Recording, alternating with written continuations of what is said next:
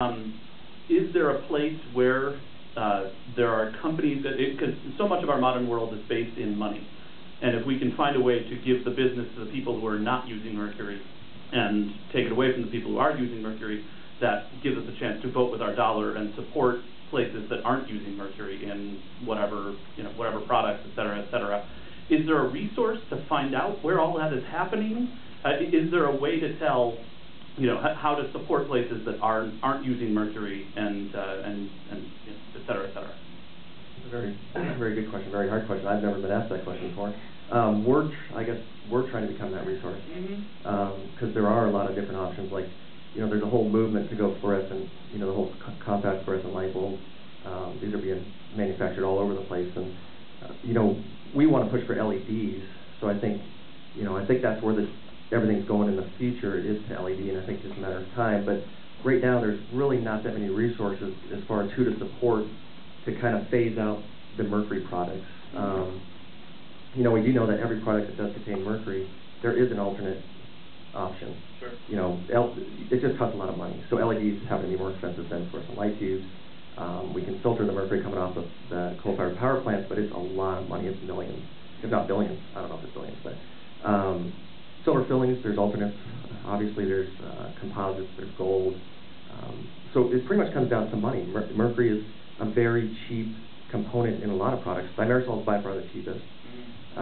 There's alternates, of course, to thimerosal, but silver fillings are by far the cheapest. They're cheaper than the white ones. They're a lot cheaper than the gold ones.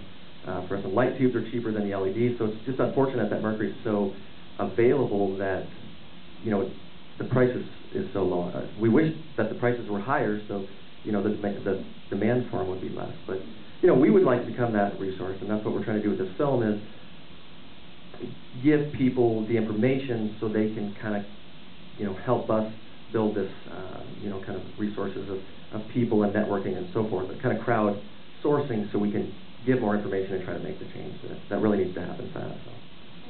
And when the money issue comes up, dealing with all these mercury-damaged children is also going to be expensive. So it's a matter of, should we be proactive about it and fix these problems now, or wait and we have these millions of adults who are going to need a lot of services that will also be expensive?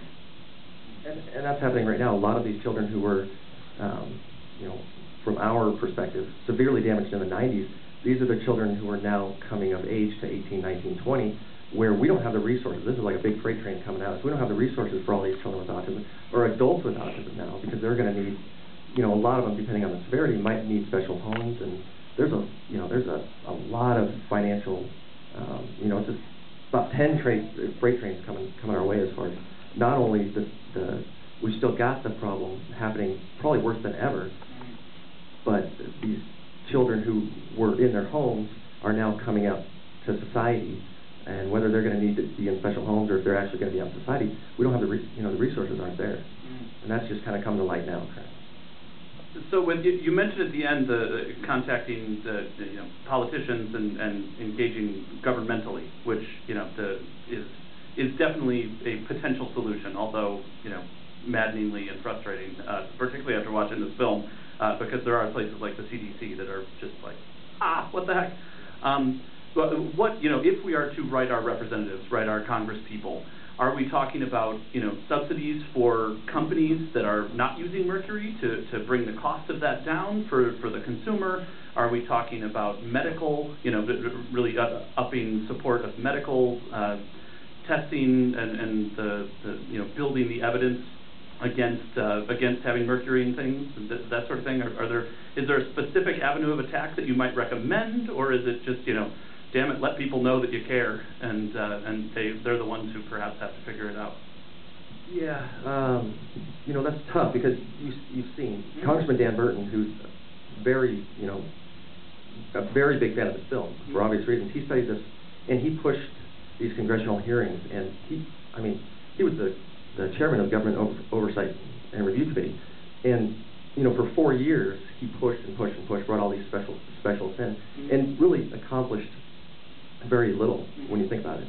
So I think what we're trying to put in place right now is we're trying to put petitions in place to remove thimerosal instantly. Thimerosal needs to be removed finally. They stated that it needed to be removed in 1999, and here we are in 2014, and it's almost worse because we're exposing the most susceptible. You know, if you want to look at it from a genetic susceptibility standpoint, the kids who can excrete the least effectively are the ones that get hit the worst. Well, developing fetuses can't excrete at all. They're not producing bile, they're not sweating. You know, all these mechanisms we have to excrete mercury, developing fetuses can't. So we're in a worse position than we've ever been in. The rates are not going anywhere for specific reasons. And so I don't know, I mean the strategy, maybe you can answer the strategy. A little bit. I think it's a multi-phase approach, and you know, we're just looking at the simplest thing right now, which is to get thimerosal removed from the flu shot. And so we've drafted a petition which will be available to sign at traceamounts.com. It's not up yet, but it will be up very soon. And if you go to our website, you can sign up, and then we'll inform you when that's available to be signed. Also, if you just want to call your local congressman or the White House, which both of those numbers are at the end of the film and also on our website, you can demand that thimerosal be removed from the flu shot.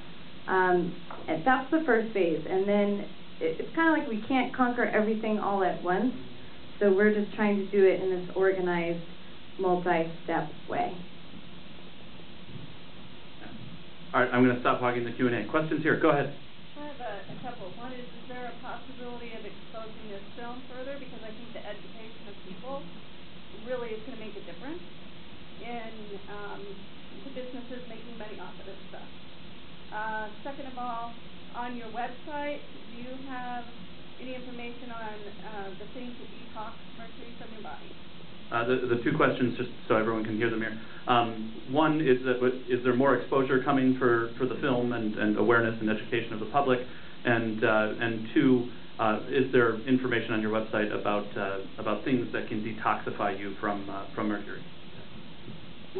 So we're pushing hard. You know, we obviously want to get this film out. We're just getting started. So we premiered at Newport Beach Film Festival, had a great turnout there. This is our second film festival.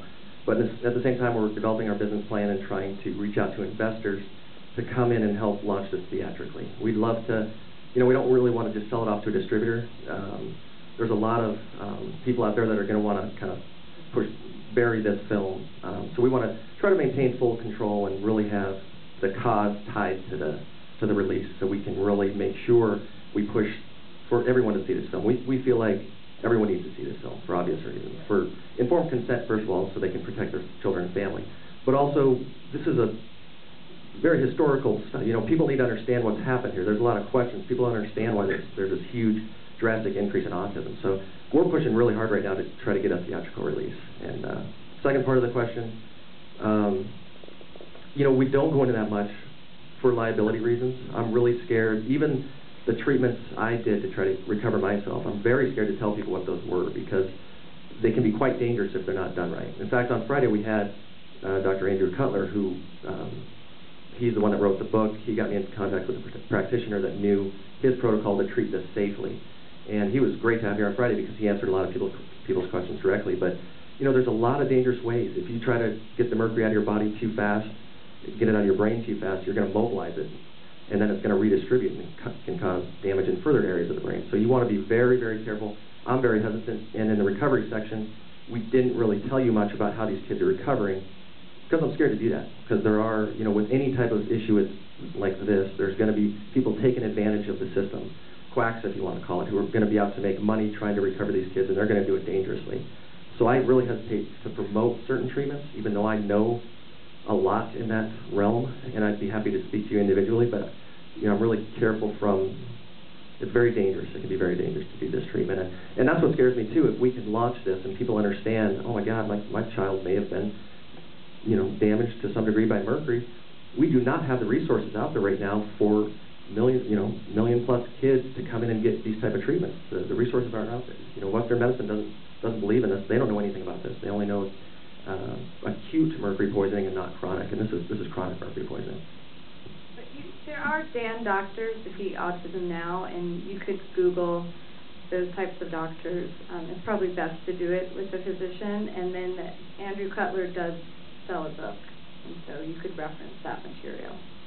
Yeah, in fact, we're meeting with Andy Cutler right after this. He'll be out in the lobby, so And he'll have copies of his book, so if you guys are interested in his protocol that he developed, and he does it in a very, very safe, slow way. If you're interested, I can introduce you to Andy out there, and he's got copies of his book that you can buy. It's called No Amalgam, I believe. No Amalgam. I can't remember. You know, the book saved my life, but I can't remember what it's called. I haven't read it in a long time. It's very technical, but it's, you know, he's got a PhD in chemistry from Princeton. This guy knows his stuff, and there's a big disconnect between medicine and science. You know, the scientists, the PhDs in science, understand the toxicity of mercury. Western medicine, they don't, and that's the big disconnect, and that's why we're using it in medicine. Go ahead. Oh, I have a question. I have an 18-year-old son born in 1996 with ADD, so I've always wondered about the marisol ADD delay, because it seems like everybody's getting, you know, seems like we have so many friends with ADD. You rarely hear about that, but I saw in one of the charts you put up that the association is even stronger than autism. Why is the autism the one that gets all the attention? Yeah, that's a good question. You know, ADD is booming like you've never seen before. I've got severe ADD. Yeah, you did see that. You saw ADD, you saw ADHD. Autism is kind of the biggest focus because it's the most severe. The way I look at it, there's a very broad spectrum, everything from severe autism, Asperger's, ADHD, ADD. It's all part of the same spectrum in my eyes. It's just a level of severity. But yeah, ADD doesn't get as much attention because I think there's kind of a, you know, people look at it like, oh, they're just misbehaved kids or something like that, when it is real, and it is increasing, and there's reasons why it's increasing. Has anyone ever tried to treat ADD with the same type of recovery? I don't know. You know, our big focus was autism. I didn't really look into ADD too much, but I can assure you, I know many kids who have recovered, very low functioning, nonverbal children who are now completely mainstream in normal schools and can talk. Quick question: you mentioned all sorts of ways to mitigate or find non-mercury products. What about canned tuna? Because my son loves it, and I have to fight him to restrict him to a couple cans a week. Yeah, that's a. I don't need it. Well, I'll just put it that way. But keep in mind with fish, it depends on the mercury-selenium ratio. Selenium has a very strong bond of mercury. If there's a lot more mercury than selenium, you could be in trouble. You can start building in your body. But it depends on how well you can excrete it. However, if there's a lot of selenium in it, it'll probably just pass right through you. But I don't need it. Haven't touched it since 2004. But that's your choice. It depends on how your body works excreting mercury too. And it's a different form of mercury. And it's not a direct injection, but it is scary as well. Another question right over here. Go ahead, sir. I wondered about your training in college or education and being able to make an excellent movie like this, and the lady too. Oh, okay. So Shiloh has an education in film. She went to film school, so she's kind of the person that brought that aspect of it. I went to engineering school at Oregon State University, so I don't have any training in medicine or science or anything. Well, kind of science a little bit, but you know, I think our main role, both of us, we were kind of investigative journalists, if you want to call it. We're not looking at the science, and it's not our interpretation of what the scientific studies show. We're going to the specialists, and we travel the country. I did for a couple of years. Shiloh did for a good 3 or 4 months, and you know, we actively seek the people who did the scientific studies to go to the source. Because I researched forever, you know, 3 years, just trying to get all the core information, but I can't interpret the science, and I want to make sure I go to the right people and the right sources. So we use them as the experts, and we just kind of put the puzzle together. And Shiloh has a great background in film, and that kind of helps as well. So.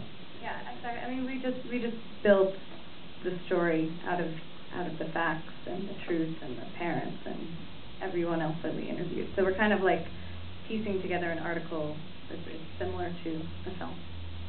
And that's why we took it from historical. We had a lot of different ways we were going to present this story in route. We were kind of going to go in sequence of our tour, and in the end we went by history. We wanted to show kind of from 1931. Everyone thinks autism started in 1943 because that's when it was founded, but you really have to look at the first 11 children ever diagnosed with autism. The oldest, meaning the first one born, was born in 1931, the exact year thimerosal was introduced into childhood vaccines. And when you look at Asperger's in relation to autism, autism was founded by Leo Kanner in 1943. Because the children were getting all these shots in the 30s, and children were getting them about 6 months of age to start. Well, in Vienna, Austria, Hans Asperger's, who founded Asperger's or coined the term Asperger's, Vienna, Austria, they started using thimerosal around the same time, but they were giving the children the diphtheria shot at the age of 2. Hence, they were further developed, and you know, Asperger's is just a higher functioning because they got the shot at 2 versus children in the U.S. who got it at 6 months. So there's a very big parallel all the way through history that really, in fact, Hans Asperger's in his study even said the word autistic in the study just like Leo Kanner did, without any type of communication between the two. It's very, very interesting. When you look deep in the history of this, it's fascinating stuff. So we wanted to give as much as possible, but we wanted to keep it an hour and a half. Because the first cut was 4 hours.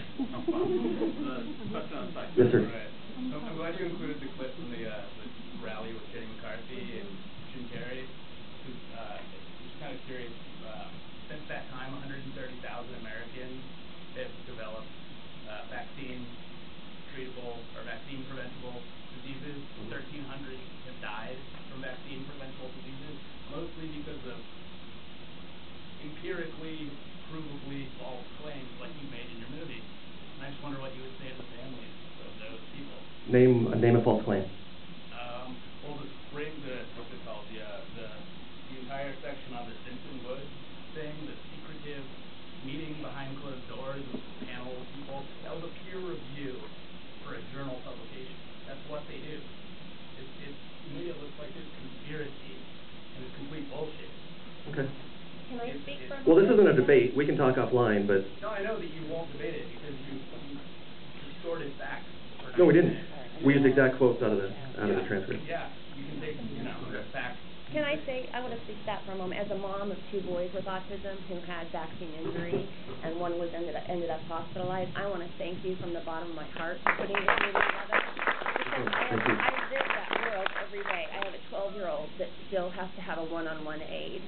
And so I live that world every day with the head banging and the problems. And my 9-year-old, if this information had been published ahead of time, I would not have been basically almost forced by my doctor to get a flu shot when I was 9 months pregnant with him. He would not have gotten the hepatitis B vaccine at birth and ended up in the emergency room with that. And I would not have children that have lifelong disabilities.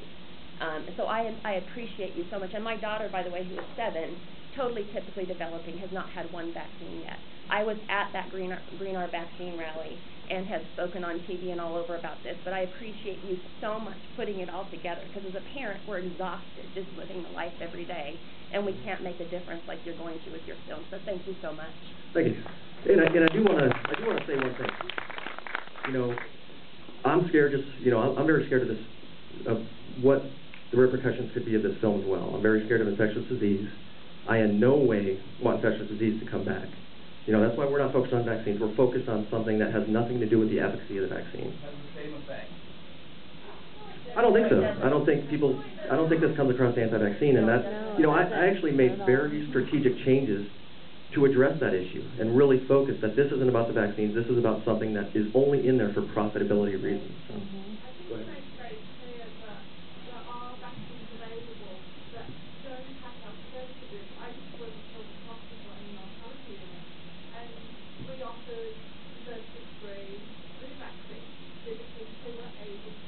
Absolutely. And sometimes kids who aren't in therapy, their vaccination hasn't unfolded to do it. So you have to be responsible with how you vaccinate, and all you've got to do is demand a preservative-free vaccine. Absolutely. Yeah. That's simple. Yep. Yes, sir. I'm a member of Kaiser, 3 hours south of here. When they have their annual flu vaccine push, they offer non-thimerosal vaccines, but because it's expensive and they can't get large quantities, they ask that it be given only to kids and pregnant women. They ask the adults to persevere and just take the thimerosal-based vaccines. So I think there is some knowledge going on, and the gentleman that started the question up here to your right, that talked about it from a dollar standpoint, I think that should be considered as well as talking to congressmen. It's a multi-pronged kind of thing, I think, and I do think putting your dollar makes a difference. Look what has happened already in the area of better foods. I now see some of the grocery stores having major aisles devoted to organic foods and non-GMO foods and so forth, because economically they're starting to have to compete with the organic stores and the stores that are avoiding these kind of foods. And so I think the dollar thing, along with making people aware, is legitimate. And to the gentleman that's concerned about this, whether you're right or wrong about the peer review, are you really saying that you believe that after listening to this, that you don't think thimerosal is an issue, and you think that it's really okay to have mercury in vaccines? That you There's been peer-reviewed studies of probably 400,000 kids that have shown no causation. There's all right. no correlation. All right, but let me ask you this question. What would be wrong with, even if that were true, and I'm not saying it is, what would be wrong with removing mercury if we... We have removed mercury from all childhood vaccines. Incorrect. Did you watch the movie? So, flu shots. The majority of all flu shots on the childhood vaccine schedule still contain the full 25 micrograms. Yes, sir. Just a side note, I'll point out lead-free solder has 2 to 3% lead in it. So if you have a mercury-free thing, the corporations, what they do is rewrite the terminology. So if you have lead-free copper, there's lead in it. The question I have is, this is a national epidemic. I'm a school architect, and I've seen the growth. And you see the numbers, they keep increasing, and it seems like nobody's doing anything. I mean, I know you want to do something with the film, but I find it astonishing that you can't get a legitimate study done. And the second thing is there any way of removing that rider of liability? Obviously, there was some intent there to, escape the liability by... Yep, the rider was removed. In fact, it was removed. It was signed into the act in November of 2002. It was removed by January because a lot of outrage. The parents came up and outraged about it. What was the first part of your question? Sorry. Well, just to have legitimate studies, not mixed with and jury rigged around. That's a big part of the problem. A lot of these big-time scientists who have done some of these studies that we showed in the film, they ask for grants to do studies. They're denied. A lot of times, if they do these studies, they will be shunned by the NIH. They'll be shunned by the CDC and the FDA, and a lot of these organizations that give grants to do the studies. So these scientists are up against kind of a brick wall to get funding to do these type of studies. So at a minimum, if you want to get out of this film, the debate's not closed. At a minimum, I think mercury needs to be readdressed, and a lot of these millions that were spent on epidemiology studies where they manipulated numbers, these millions need to be funneled into actually doing the clinical science. That's one thing they never did, was clinical and biological science. If you have an epidemic, let's look at the children. Let's not look at numbers on a vaccine safety data link. Let's look at the children, look at their blood, look at their hair, look at their urine. At a minimum, this film is screaming that. Let's readdress it. The debate's not closed. Let's spend the money to rule this out, because it's a very, very plausible cause.